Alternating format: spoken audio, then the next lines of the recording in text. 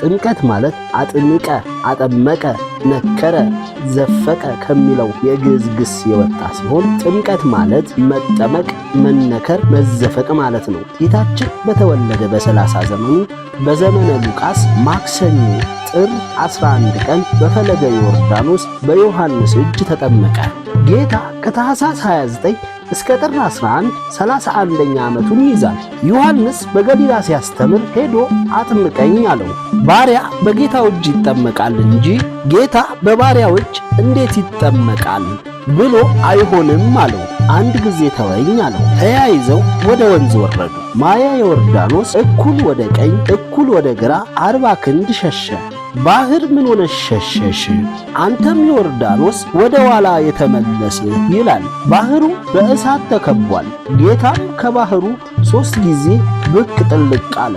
ያን ጊዜ አብ በደመና ሆኖ ዝንቱ ውእቱ ወልድየ ዘአፈቀረ ወኪያሁ ሰመርኩ ብሎ መሰከረ። መንፈስ ቅዱስ በእርግብ አምሳል ወርዶ በራሱ ላይ ተቀመጠ።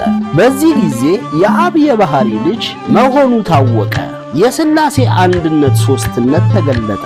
ጌታ ከፍ ብሎ በ40 ዝቅ ብሎ በ20 አለመጠመቁ በ30 ዘመኑ ዓመቱ መጠመቁ ስለምን ነው ቢሉ አዳም የ30 ዓመት ጎልማሳ ሆኖ ተፈጥሮ በ40 ቀን ያገኘውን ልጅነት አስወስዶ ነበርና ልጅነቱን እንደመለሰለት ለማጠየቅ በ30 ዓመቱ ተጠመቀ። ሄዶስ ዮሐንስን ለምን አጥምቀኝ አለው ቢሉ ዛሬ ነገሥታት፣ መኳንንት፣ ወይዛዝርት ሄደው ይጠመቁ ሲል ለአብነት ሄዶ ተጠመቀ። ስለምን በዮርዳኖስ ተጠመቀ ቢሉ ዮርዳኖስ ከላይ ምንጭ ነውና፣ ዝቅ ብለው በዮርና በዳኖስ ተለያይተዋልና ዝቅ ብሎ እንደገና ተገናኝተዋል። በግንዱ ጌታ ተጠምቋል።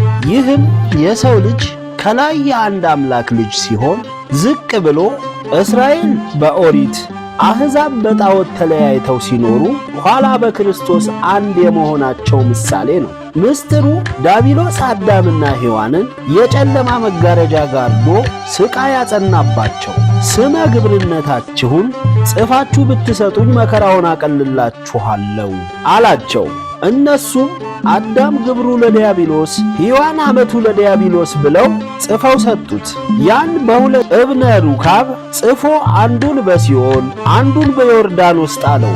ስለምን ቢሉ ጌታ ኋላ መጥቶ የኔ ናቸው ይለኛል፣ ደብዳቤው ይታይልኝ የኔ ናቸው እላለሁ ብሎ ነበር። ነገር ግን በዮርዳኖስ የጣለውን በጥምቀት ጊዜ እንደ ሰውነቱ ረግጦ እንደ አምላክነቱ አቅልጦ አጥፍቶታል። በሲኦል የጣለውንም በተሰቀለ ጊዜ አጥፍቶታል።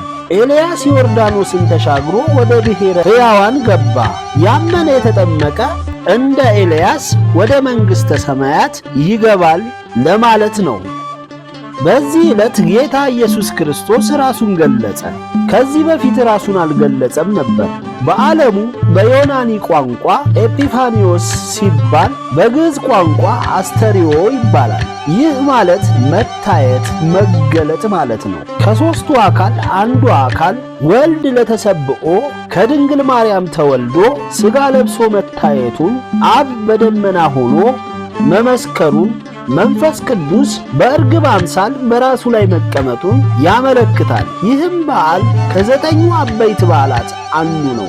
ማቴዎስ ወንጌል ምዕራፍ 3 ከቁጥር 13፣ ሉቃስ ምዕራፍ 3 ከቁጥር 21፣ ማርቆስ ምዕራፍ 1 ከቁጥር 9፣ ዮሐንስ ምዕራፍ 1 ከቁጥር 32 ይነግረናል። የበዓሉ መታሰቢያ ጥር 11 ቀን ነው። ወስብሐት ለእግዚአብሔር ወወላዲቱ ድንግል ወለመስቀሉ ክቡር። ይቆየን።